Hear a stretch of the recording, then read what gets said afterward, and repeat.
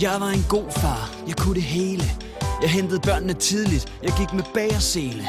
I børnehaven var jeg den tjekkede far, ham der husker halsedissen, ham der altid er fucking engangsklud klar. Jeg var en cool motherfucker, styr på alle termosokker, en flyverdragt troubleshooter, der altid husker de blå futter. Men så skulle børnene i skole, og det var der det gik galt. For ingen havde jo fortalt, at skolen havde noget, der blev kaldt forældreintra. Forældreintra. Jeg lukkede bare på, nu er min hårfarve grå af forældreintra. Forældreintra. 87 beskeder sidder her og sveder over forældreintra.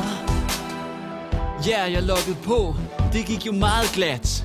Det allerførste jeg så, det var en lang debat. Jeg tænkte, hey, jeg læser lige. Og 14 timer senere var jeg ved at skrige.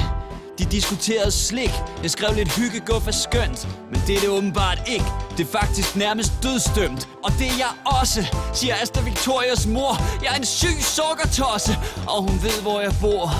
Forældreintra. Forældreintra.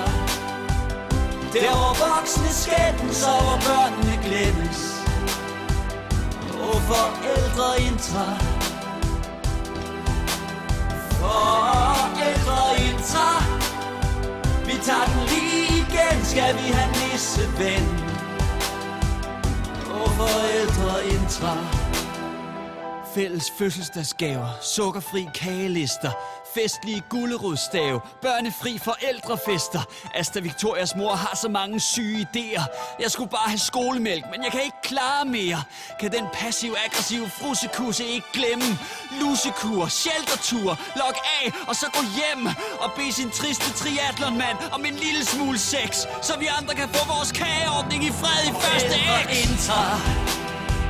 Forældreintra. Vi har en politik om alt fra sløjt til slik, men ikke om forældreintra. Forældreintra. Det skulle være ukompliceret, men nu er jeg medicineret efter forældreintra.